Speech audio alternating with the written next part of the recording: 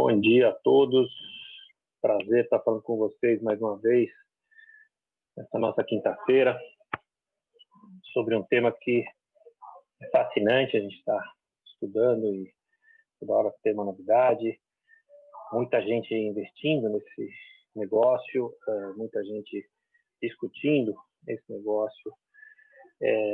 Claro que ele afeta toda a economia, afeta toda a sociedade e, consequentemente, afeta o direito. Então, a gente tinha pensado, a sugestão da Marcela, que está desafiada para buscar novos temas, a gente teve uma discussão sobre o que a gente pode debater que não fique no campo apenas das ideias. E aí a gente pensou justamente na abordagem jurisprudencial, ou seja, como a jurisprudência está se comportando ultimamente. A gente tem decisões recentíssimas sobre a questão do serviço digital. Né? Quando a gente fala de serviço digital, a gente também pode falar em diversas formas de prestação de serviço digital que a gente conhece pelo nome dos agentes, como Uber, como Netflix, né?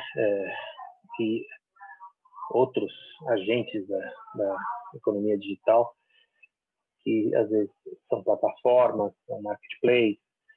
A gente pode falar da internet das coisas também, né? Que é a Alexa, né? Que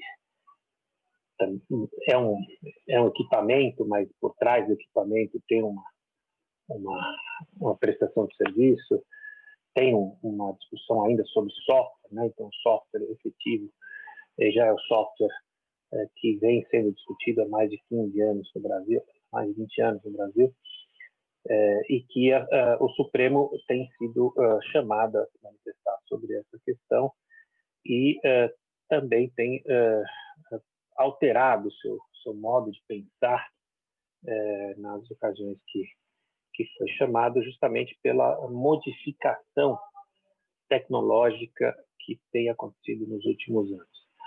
Então, essa modificação tecnológica impõe que a gente discuta e rediscuta o que é efetivamente o software, o que é efetivamente os serviços digitais e que é serviço e mercadoria digital, né? Claro que isso pode ser uma coisa muito etérea, muito até acadêmica, mas do ponto de vista prático muda bastante a consideração privada desse assunto, consideração de direito privado, o que você vai ter de contratos, o que você vai ter de transações, o que você vai ter de obrigações, o que você vai ter de responsabilidade, e do ponto de vista público, o que você vai ter de regulação sobre essa matéria, o que você vai ter de responsabilidade penal, o que você vai ter de obrigação tributária, e também, para não deixar de lado, as relações do trabalho também são modificadas, porque a gente entende que, a depender de uma consideração ou outra, também altera quem lida com esse tipo de serviço digital, sob todos os aspectos. E no campo internacional também não é diferente, porque muda a estrutura do que a gente está falando, e ao mudar essa estrutura, muda também a consideração que é feita nas relações com outros países, tanto na importação de produtos ou importação de serviços e nas relações desses produtos ou serviços com outros países nos campos que a gente já conversou. Então, aqui a gente passa aí por um menu de discussões. A ideia é a pegada jurisprudencial. Eu estive conversando bastante com a Marcela nos últimos dias nessa correria que a gente vive de pandemia, mas a gente conversou bastante e a gente não tem nenhuma ideia pré-concebida, a gente tem decisões jurisprudenciais que vão guiar um pouco o nosso debate aqui, e que eu já convido a Marcela a começar esse debate pelo primeiro item da nossa pauta, do nosso menu de discussão, que é a natureza das plataformas e serviços digitais, no ponto de vista sobre a perspectiva jurisprudencial. Então, o que é esse bicho plataformas de serviços digitais? Existe uma definição? Não existe uma definição legal, mas existe uma aproximação das definições legais pela jurisprudência. Como é que está sendo discutido isso, Marcela, por favor? Bom dia a todos, bom dia, doutor Fernando. Novamente é um prazer estar participando desse evento e, de fato, ainda mais num tema que tanto me chama atenção e me interessa. É muito importante que a gente aborde e trate a economia digital sob o ponto de vista jurisprudencial, porque, em muitos aspectos, a gente não tem uma legislação própria. A legislação ela vem avançando, evidentemente, mas a economia digital ela caminha a passos largos. Então, a cada dia a gente percebe novas modalidades de plataformas, de serviços ou até de produtos. É bem a questão da inovação que a gente já conversou em outros eventos. Então, em muitos aspectos, a legislação ela fica, de fato, defasada. Então, cabe à jurisprudência, cabe aos tribunais, com base, evidentemente, na legislação que eles possuem em mãos, mas muito mais por uma questão de percepção das atividades, definir, tentar enquadrar essas plataformas, essas empresas, tentar entender qual que é, de fato, a natureza delas para que as relações possam ser, de fato, analisadas e os problemas, né, as divergências possam ser solucionadas. Então, a gente percebe uma importância muito grande do Poder Judiciário e da jurisprudência nesse aspecto. E, evidentemente, quando a gente procura entender o entendimento jurisprudencial, a gente tem que ter em mente que isso sempre é objeto de muita discussão, até que se consolide. Muitas vezes o entendimento nem é 100% consolidado, então a gente percebe uma divergência, a gente percebe uma tendência de determinados tribunais por um sentido, determinados tribunais para outro, ou às vezes dentro de uma ótica consumerista a gente percebe um entendimento, mas quando foge disso a gente também consegue notar uma tendência a seguir por outros caminhos. A natureza jurídica dessas plataformas de serviço, ela é uma dessas controvérsias que eu trouxe aqui. Existe uma discussão muito grande sobre a natureza delas, se elas seriam intermediadoras, se elas seriam fornecedoras, e é muito interessante isso, porque quando a gente pensa, principalmente voltado na questão da cadeia de consumo, o modelo tradicional que a gente tem em mente é o fabricante, o importador, é o distribuidor e o varejista. E quando entram essas plataformas, seria uma outra natureza. Então, muitas vezes, não se trata de um comerciante, não se trata de um vendedor, mas também não poderia se equiparar a um fabricante, porque a gente fica nessa questão de intermediadora. Muitas vezes essas plataformas elas vêm justamente para ligar o consumidor final com o fabricante ou com o prestador de serviços propriamente dito. Então, essa é uma das grandes dúvidas que a jurisprudência enfrentou nesses últimos anos, que seria como enquadrar essas empresas. Seriam elas parte dessa cadeia de fornecedores? Seriam elas meras intermediadoras? Isso tem uma relevância, é uma discussão muito relevante, porque sua responsabilização não só civil, como também tributária, enfim, tudo isso é afetado diretamente por conta dessa definição.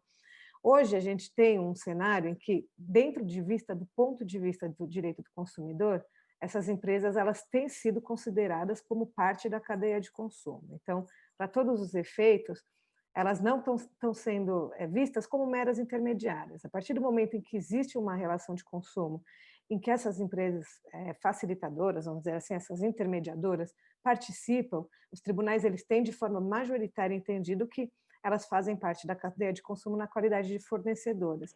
Isso, evidentemente, traz uma consequência relevante, que é a responsabilização civil em casos de falha na prestação de consumo de maneira geral.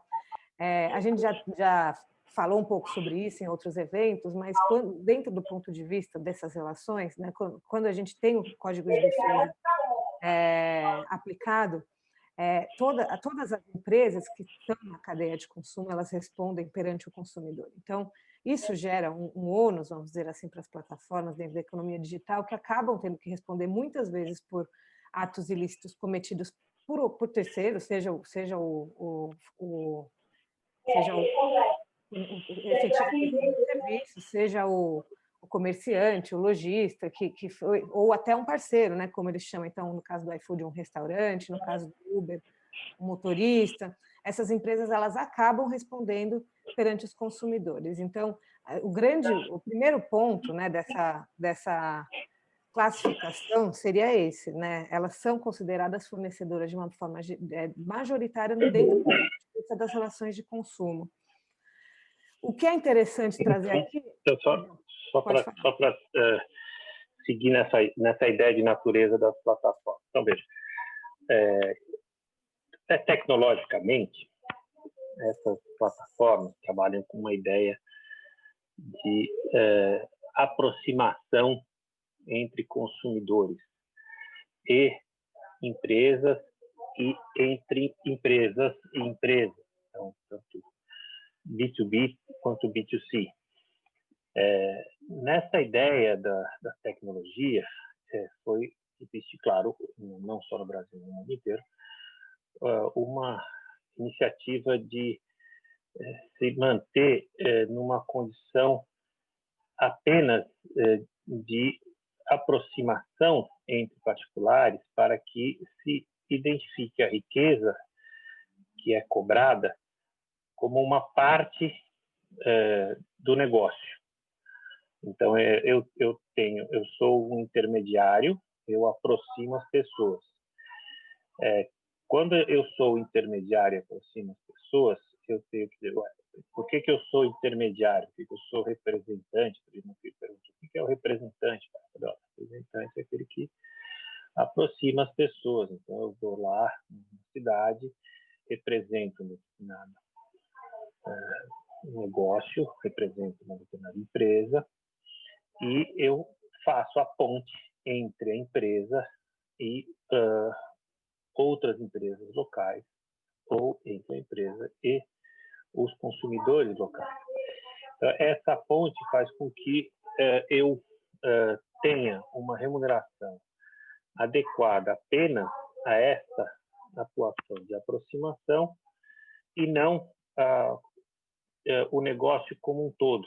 Eu não participo do negócio. O negócio é feito entre aquele que eu represento e aquele que consome o produto ou serviço representado. Então, é importante a gente definir isso, porque como a lei aparentemente não trabalha com esses conceitos de streaming, né, de softwares, né, de marketplace, existe uma discussão até pelos advogados e pelos que defendem que ainda não existe regulação. Uma ideia fala, como não tem nada regulando, eu não posso me enquadrar em nada, né? Então, essa é a defesa das plataformas de tecnologia, né? Que citou o Uber, mas o Uber é um que dizia, olha, eu não sou nada, eu sou um nada, eu só estou aproximando Pedro e Paulo, e Pedro e Paulo me dão uma caixinha pelo fato de eu aproximar um valor residual da prestação de serviço, e a tecnologia que eu desenvolvo, né, o software que eu desenvolvo, não é cedido.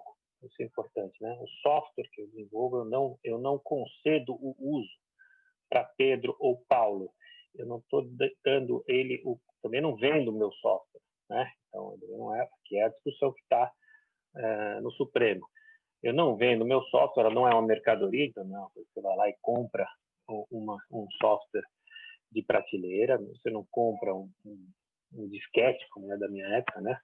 Ou você tem alguma coisa parecida com a materialização de uma tecnologia que você adquire por meio de pagamento pelos dados que vão ser próprios vão ser do teu domínio, você vai poder usar, dispor e usufruir desses dados.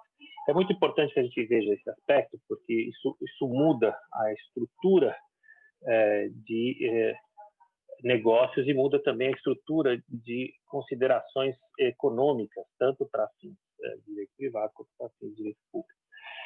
Então, aqui a gente vai seguindo a jurisprudência, então a jurisprudência que a Marcela mencionou do consumerista, ela vai por um lado mais pragmático. Ela fala, bom, se você é parte da cadeia, você entra no rolo.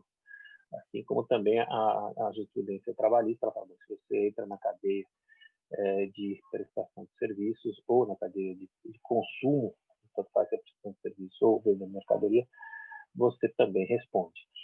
E, claro, isto às vezes distorce a consideração jurídica dessa plataforma de serviços digitais.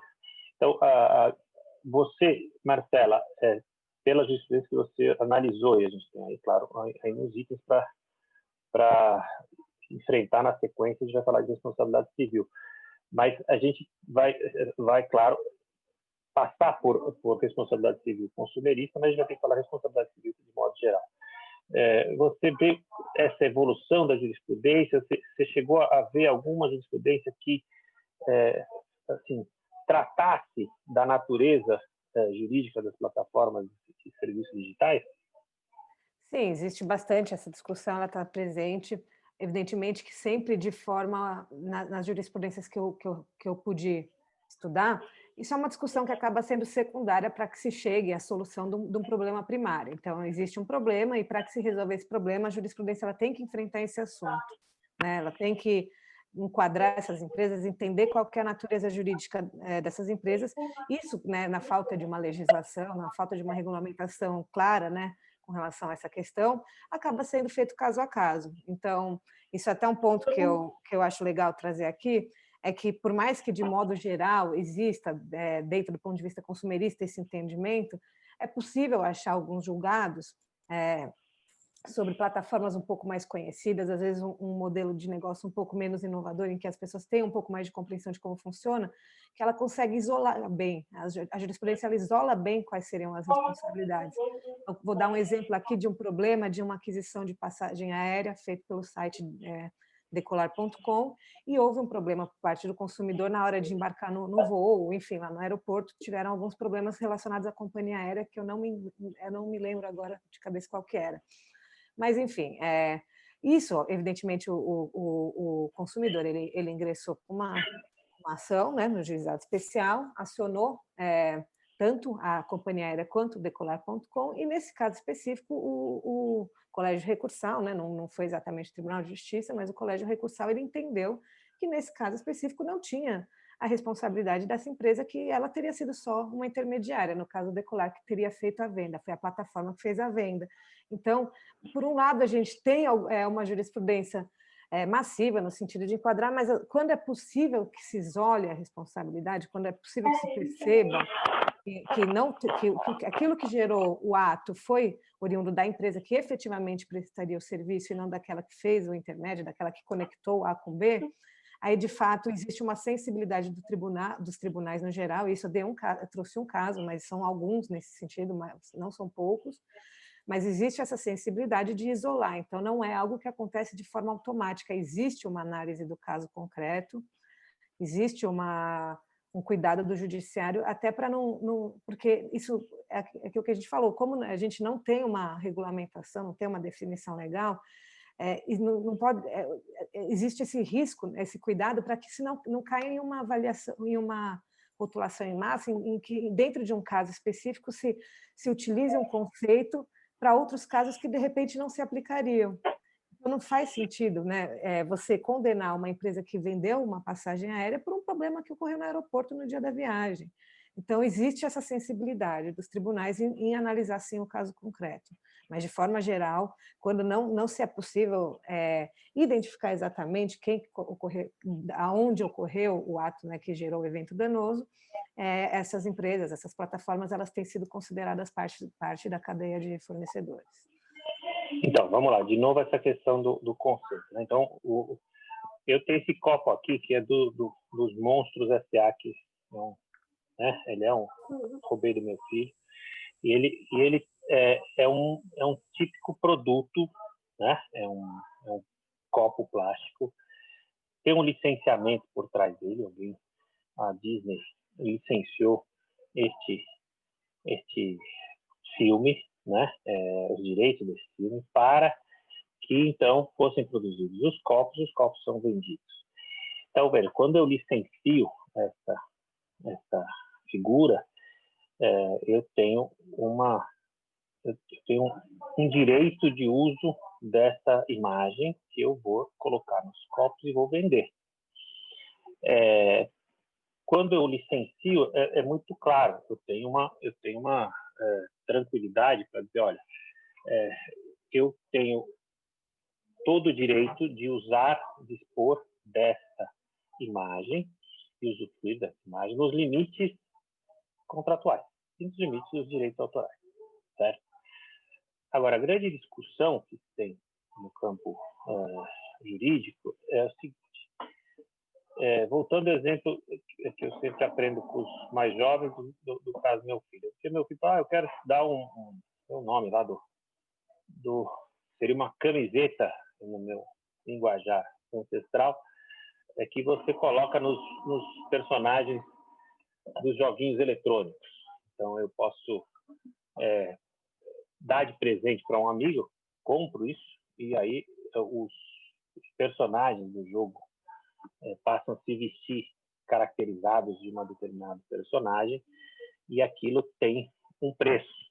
O preço pode ser pago, inclusive, em pontos que você tem no jogo, né? Que você tenha moedas, ou que você tenha, lógico, o cartão de crédito, o famoso cartão de crédito que é usado para essa aquisição, né? Os cartões que você compra também no supermercado.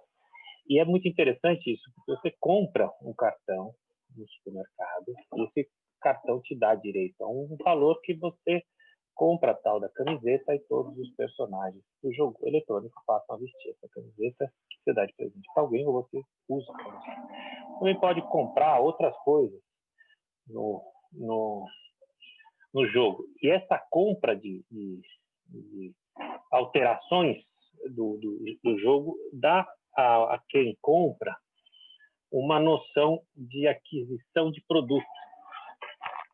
E isso, tanto para a responsabilidade de consumo, leva o intermediário do jogo, né, eletrônico, leva o intermediário do serviço, se a gente está falando de passagens aéreas, de carros, a ideia de que ele está no meio da responsabilidade pela venda de produto. Mas se você olhar mais detidamente, você vai perceber que você não está comprando nada. Você não pode dispor disso. E essa é a discussão que está no Supremo, ainda não acabou o julgamento, que a gente vai falar um pouco mais tarde na tributária, mas o que é importante é que essa consideração econômica do Supremo sobre a plataforma de serviços digitais serve para tudo, serve tanto para a área tributária quanto para a área privada.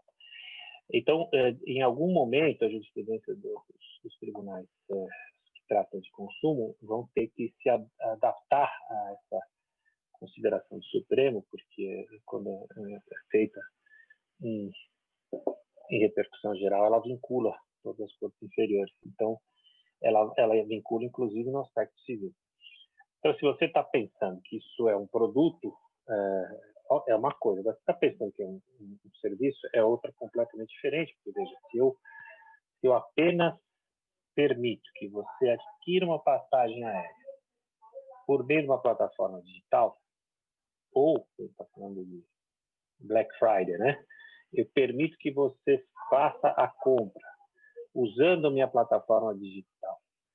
Por meio dela, você tem acesso a descontos, a várias promoções que não só são descontos, mas até de produtos, condições, entrega, etc. Você vai falar, então eu vou condenar o Black Friday. Então, o Black Friday, na verdade, é que está me vendendo. O Black Friday está me prestando serviço. A Decolar.com está me prestando serviço. Puxa, eu tomei um cano lá da empresa, no final da empresa aérea ou do hotel, então eu vou responsabilizar a Decolar.com. Isto, claro, do ponto de vista de consumo, eles procuram integrar todos na cadeia para ver se alguém paga. Mas se a gente considerar que a plataforma é única, exclusivamente, uma prestação de serviço de aproximação, aí a coisa muda. Então, eu pergunto para você, para a gente entrar na responsabilidade, já entrando, se a gente considerar a recente posição do Supremo sobre o assunto, em que ele nega a condição de software, então não é software, não é uma mercadoria, mas é uma prestação de serviços de aproximação de conteúdo. Como é que fica a responsabilidade civil nesse ambiente, Marcela, pela jurisprudência que você bem pontuou e que a gente está olhando o desenvolvimento, ou seja, é uma questão dinâmica, né? Que a gente tenha receita de bolo nisso. Mas é importante a gente trabalhar com o que a gente tem até agora. Exato, realmente, independente de qual seja o serviço, né, prestado, que é uma prestação de serviços, isso já tem sido bem reconhecido. Então, é um serviço de aproximação, é um serviço de efetivamente, não é a empresa que efetivamente fornece aquilo que o consumidor busca, ou que a parte busca, ou se ela só aproxima, mas independente disso, é uma prestação de serviços, a gente já passou um pouquinho por essa natureza, né? E, de fato, isso não vejo mais tanta controvérsia na jurisprudência. E tendo em vista que a gente tem uma empresa que é considerada uma prestadora de serviços, para fins de responsabilidade civil, ela responde naquele serviço, né, naquela falha na prestação que ela incorre. Então, essas plataformas, dentro dessa classificação, elas não estão isentas da responsabilização civil quando elas incorrem em ato ilícito. Ato ilícito nada mais é do que uma ação que venha a causar, ação ou omissão que venha a causar um dano a terceiro, seja um contratante, seja um consumidor, que a gente já falou aqui. Então, sim, então, mas esse é o ponto, Marcela, esse é o ponto. Qual é o ato ilícito de uma plataforma que você apenas clica a reserva da passagem, aparece lá o nome da companhia e você faz o pagamento é feito, a companhia aérea recebe o pagamento e te emite o bilhete. Veja, qual é o ato ilícito praticado pela plataforma? Bom, a gente tem existem alguns casos conhecidos da jurisprudência. Então, por exemplo, a ausência de repasse das informações. Então, você clica lá, compra, vamos ficar aqui nas passagens aéreas. Você faz a compra, ela não repassa para a companhia aérea não faz a reserva do voo. Ou algum problema aí durante a intermediação do pagamento. Isso são casos complicados, porque é o que eu falei, muitas vezes a gente não consegue identificar aonde ocorreu a falha, e acaba todo mundo entrando na dança, né? Na hora que o consumidor final ele entra com a ação. Mas existe essa falha na prestação, então eles não mandam um e-mail de confirmação, então não efetiva a transação, ou falta alguma falha nas informações prestadas, que isso a gente já até falou um pouquinho na questão do marketplace, mas existe, né, o e-commerce, ele tem uma regulamentação em que existem informações que obrigatoriamente precisam constar nos anúncios, e uma falha nessas informações também é passível de responsabilização. Então, são essas pequenas questões, né, dentro da atividade de intermédio, que podem sim gerar uma responsabilização por essas empresas. Então, você mencionou algumas, só que nenhuma delas está no campo tecnológico, né? Porque, veja, você falou, falha no pagamento, não é tecnológico no ponto de vista de plataforma, porque aí é um ato de pagar, né? Falha na propaganda, falha na descrição do produto, né? Então, os marketplaces que a gente conhece, que estão até se aperfeiçoando tecnologicamente, a gente falou do Black Friday, muitas vezes eles se concentravam a parte financeira. Então, você paga para alguém, né, relacionado à plataforma. Então, aí eu concordo com você que pode ser uma falha da plataforma ou do prestador de serviço para a plataforma de serviços financeiros, que pode ser até uma fintech, que se encarrega do clearance, né? Ou seja, de toda a operação. Quem pagou, quem não pagou, vai para cá, vai para lá, e claro, tem um serviço financeiro em cima disso. Mas aí já não é mais tecnologia, porque a tecnologia pressupõe apenas o uso de um item tecnológico dentro de uma relação de consumo direta entre você e o terceiro, em que a plataforma é mero veículo. Então, veja, se eu faço um paralelo com o Spotify, né? Então, vou lá no Spotify, eu quero ouvir uma sofrência, vou lá no Spotify e coloco lá uma música da Rainha da Sofrência, né? Não vou citar o nome, todo mundo sabe quem é. Então ela vai lá, eu estou ouvindo a música, e no meio da música sai do circuito a música e eu não consigo mais ouvir, e eu paguei por aquela música. Então, veja, se é uma falha tecnológica, aí eu não tenho dúvida que aí tem uma responsabilidade. E, claro, existe uma prestação de serviço de tecnologia, de prover essa aproximação tecnológica. Mesmo quando eu estou vendo um filme lá de suspense, eu estou vendo uma novela que eu perdi o capítulo e no meio da novela tem uma trava e eu não consigo voltar, e aí eu perco o capítulo, todo um transtorno, né? E aí eu posso dizer, olha, o problema é tecnológico da plataforma, porque é uma falha tecnológica.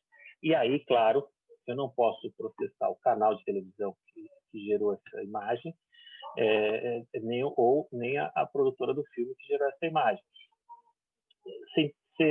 Você acha que mesmo assim, se não for uma falha tecnológica, a plataforma responde? A plataforma ela vai responder dentro daquilo que ela está atribuída. Então, se ela é uma plataforma que oferece um serviço de aproximação e dentro... O que seria esse serviço de aproximação? Então, vamos pegar o exemplo da Uber, por exemplo. Ela linka motorista com passageiro. Então, tem um motorista parceiro, o passageiro que precisa de um motorista para se dirigir. Muitas vezes é o que a gente falou, né? Na jurisprudência, muito daquilo que a Uber acaba respondendo nem se trata de falhas propriamente ditas da tecnologia. Mas vamos dar um exemplo: o GPS da plataforma não funciona, o motorista não consegue encontrar o passageiro, e isso acaba gerando um dano. Isso seria uma falha que seria imputada à tecnologia. Mas, principalmente dentro do ponto de vista do consumidor, eu acho que isso também até pode ser usado no direito do trabalho. É interessante porque quando a gente tem uma parte hipossuficiente na conversa, a lei ela a jurisprudência ela tende a proteger essa parte e sim acaba colocando essas plataformas dentro de responsabilidades que, se for ver no preto e no branco, não caberiam a elas. Mas, independente se elas usam o software, a tecnologia, os algoritmos para exercerem suas atividades, tem aquilo que se espera. Então, assim, no caso, voltando lá no que eu falei anteriormente, se você compra uma passagem aérea por um site de intermédio e ele, por uma falha, seja humana, seja do sistema, não comunica a companhia aérea, foi uma falha na prestação daquilo que ele se propõe a fazer. É uma empresa que ela se propõe a pegar seus dados, pegar sua demanda, repassar para quem vende. E se aquilo não ocorre, ainda que não seja uma falha da tecnologia, pode até ser uma falha humana, não tem por que não.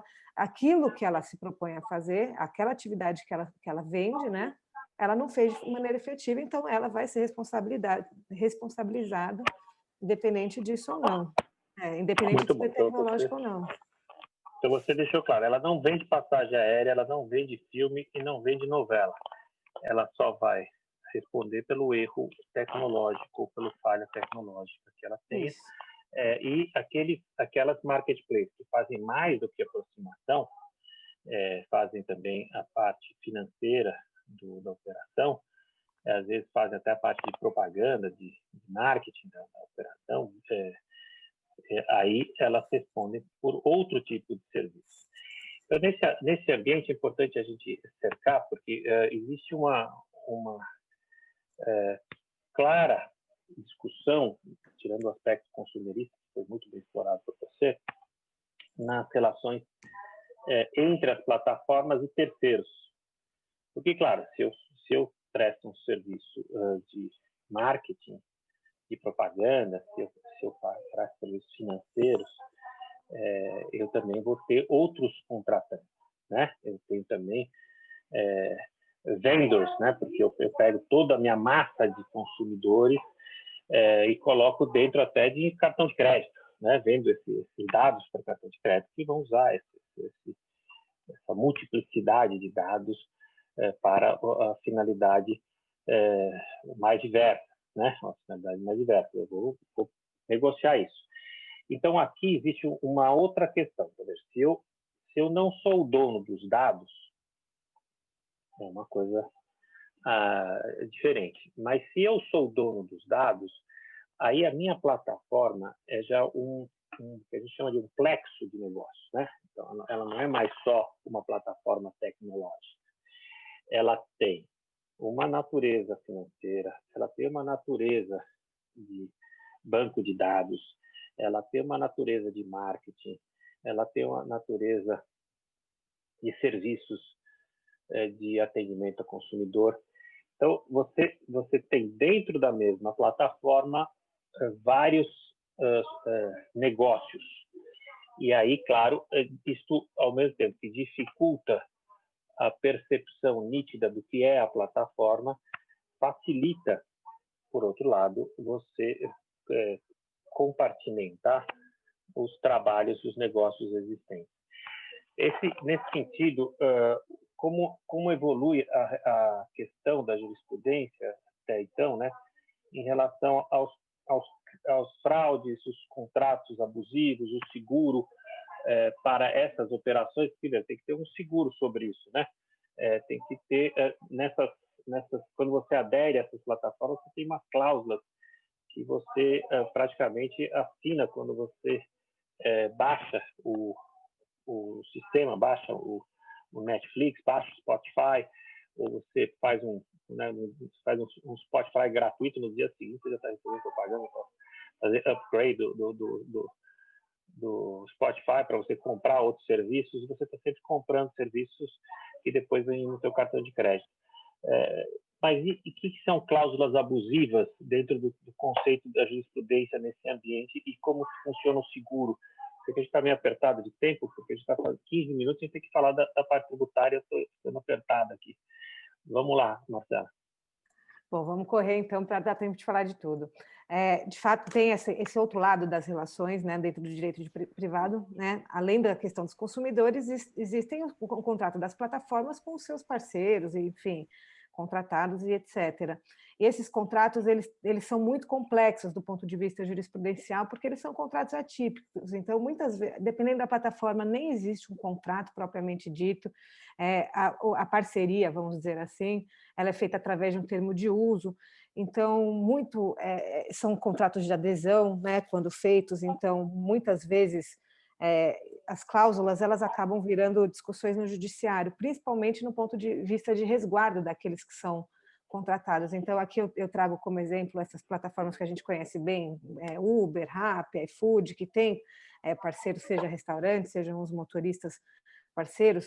Existe uma grande discussão da abusividade das condições desses contratos. Então, por exemplo, a possibilidade de descadastramento destes parceiros, isso é muito objeto de discussão judicial.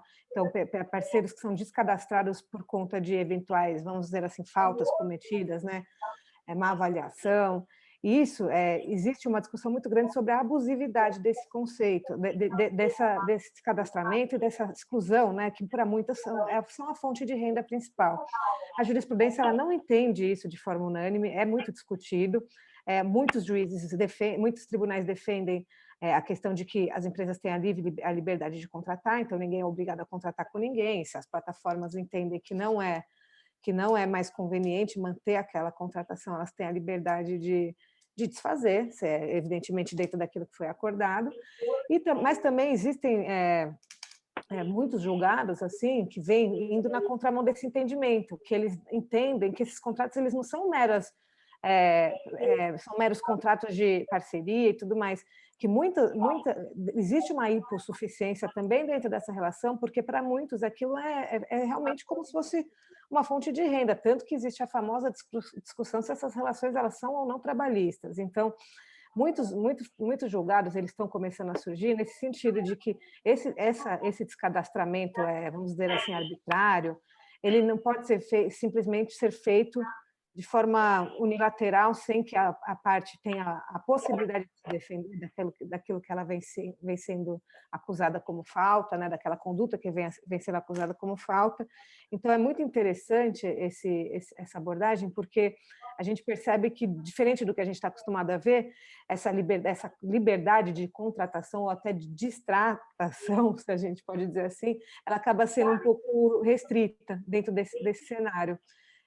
O tribunal ele tem interferido mais do que ele costuma interferir nas relações privadas de forma geral, né, nesse ponto de vista. Então, hoje, a gente tem uma jurisprudência que está começando a surgir de forma considerável, que entende que é abusiva esse simples encerramento da parceria por mera liberalidade das plataformas. Elas têm tido que comprovar algum ato faltoso, elas têm que dar liberdade da parte se defender. Então, é bem interessante. Isso foge um pouquinho do que a gente está acostumado a ver nas relações normais, né? Muito bom. Então, vamos falar agora um pouquinho do aspecto tributário e também do aspecto de direitos fundamentais. Para não deixar passar, a gente tem aquele caso da Netflix que chamou a atenção pelo fato de ter uma polêmica por trás, uma produção de filme que foi considerado por muitos ofensivo, e aí fizeram que a plataforma caçasse o direito de você baixar o filme por força de aí considerações a respeito do conteúdo do filme ser ofensivo à liberdade religiosa. E aí, tirando esse aspecto da liberdade religiosa e da liberdade de expressão, que foi analisado pelo Supremo, também foi analisado pelo Supremo a questão de você ter ou não o direito de pleitear que uma plataforma retire do seu conteúdo determinado acesso. Retire do seu conteúdo determinado conteúdo, né? Então, isso é importante, porque este conteúdo, como a gente vinha discutindo, uma questão tão incorpórea, né, que fica até difícil. E as plataformas, em geral, têm dito, olha, eu não tenho nada com isso. Isso é assunto de terceiros. Só que não, né, porque as cortes constitucionais, inclusive fora do Brasil, têm decidido, olha, ok, você tem a sua plataforma, mas você é obrigado a tirar de circulação conteúdos que possam ser considerados daninhos à sociedade, daninhos à liberdade, a questões relacionadas a direitos fundamentais. Então, é muito interessante isso, porque se, por um lado, você considera que é uma plataforma absolutamente autônoma, por outro lado, você diz ela é autônoma, mas não 100%. A gente está nessa discussão porque o Supremo Tribunal Federal acabou de formar a maioria, por 7 votos, foi pedido vista ontem, e ainda não tem o resultado do julgamento total, mas já tem a definição pelo Supremo Tribunal Federal, que você tem aí não a incidência de ICMS sobre as plataformas de prestação de serviço, mas a incidência de ISS nessas plataformas. E nessa decisão, formou a maioria de que você não tem um software, porque você não tem a cessão definitiva desse uso. Você não pode fazer o que você quiser com esse software, você apenas tem o direito de integrar esse software e utilizar esse software mediante o pagamento de uma determinada quantia. Então, isso muda a consideração que vinha sendo tomada até pela doutrina, muita gente vinha defendendo, inclusive em artigos recentemente publicados na comunidade jurídica, dizendo, olha, não, você não é nem ICMS nem ISS, é um terceiro imposto que não existe. Então, enquanto não existir, não tem tributação. Até juristas consagrados vinham defendendo essa questão. Eu, particularmente, embarquei nessa canoa furada, porque eu sempre defendi que era ISS. E até dentro do escritório existia corrente dizendo, não, isso aí é competência residual, isso é a União que vai regular. Mas também a gente internamente acabou formando maioria essa questão do ISS, mas maioria, obviamente, sujeita à revisão, né? Que a gente está com a bola toda, não, a gente está sempre aprendendo. Então, o que é importante nessa decisão é que formou maioria, você já tem uma consideração de que é sim uma prestação de serviço, e isso vai mudar a consideração também em relação ao aspecto privado, como eu já disse, mesmo que não tenha acabado o julgamento, então, são 7 votos favoráveis e 6 votos favoráveis aqui. A decisão do Supremo tem efeitos prospectivos, ou seja, o que foi cobrado até agora está valendo. O que será cobrado doravante vai ser o ISS. Esta ideia do ISS que predominou foi justamente porque você tem que pegar o que é o streaming, né? Principalmente o streaming, que é o que está mais em discussão nessa decisão do Supremo, e entender que ele não é um conceito novo. Ele é uma adaptação do conceito de prestação de serviço. Então, ele é uma adaptação de uma disponibilização de serviços que você dá ao contribuinte, e esse contribuinte tem o direito de usar esses serviços enquanto estiver pagando. Acabou de pagar ou não pagou mais, ele cai.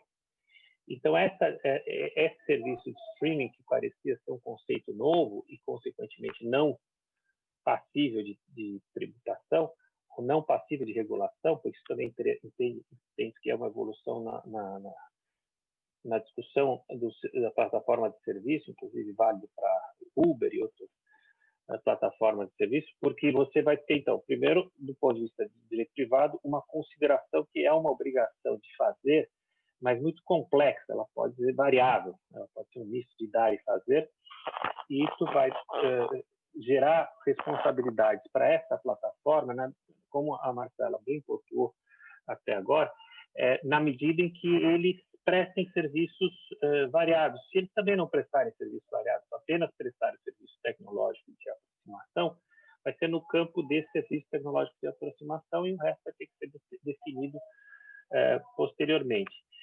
Por que é importante isso? Porque você afasta a ideia de mercadoria. Então, não é mais software de prateleira, né? O único que votou nesse sentido foi o Gilmar Mendes, eu acredito que ele está um pouquinho defasado na doutrina. Mas o ponto que interessa, e claro, não estou desmerecendo nenhum juiz, não é meu papel, nunca fiz isso, não vou fazer, é apenas uma discussão da nossa Suprema Corte. E dentro dessa Suprema Corte, formou-se uma maioria expressiva de 7 julgadores, pode ser que tenha mais, pode ser que seja 8 ou 9 julgadores, ainda não acabou o julgamento, mas que a gente tenha uma consideração nítida para que, então, a gente possa ter segurança jurídica para dizer, olha, isto sim é uma plataforma, é uma prestação de serviço, a plataforma presta serviços, e na medida que presta serviços, ela vai ter, então, que responder pelo serviço que preste, sempre que sejam identificados ou identificáveis os serviços da plataforma.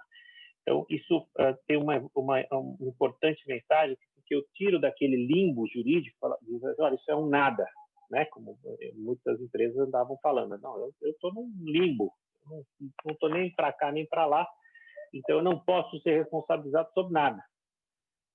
Vocês que se virem, né? Vocês que são as partes interessadas que se virem. Não deve funcionar assim. doravante. Claro, a gente está vendo o julgamento terminar, mas esta posição já é definitiva, né? Não volta atrás. E o que vai ser bem discutido ainda é se o que vale para frente e o que vale para trás. Então, se até então não havia definição, muito do que a jurisprudência vinha desenhando em relação a essa definição de serviço vai continuar válida na medida que tenha terminado o julgamento. Na medida que não tenha terminado o julgamento,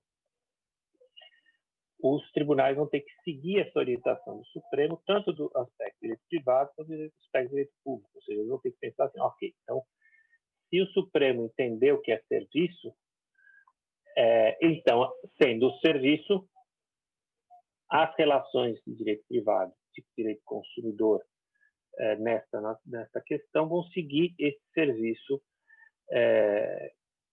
em toda a sua abrangência. Se, mesmo que tenha sido serviço, só vale daqui para frente, até então não era serviço, é uma questão que a gente tem que pensar, né?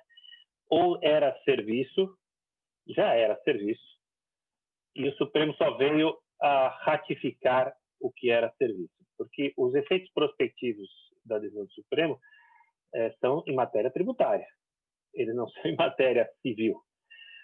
Mas é interessante a gente pesquisar, e eu também queria, já nos nossos minutos finais, ouvir a Marcela, se o teu lado aí das relações privadas, das discussões de direito privado na justiça, você entende que muda o curso dos teus processos, não muda nada, ou muda naquilo que estiver sendo discutido a natureza de serviço das plataformas?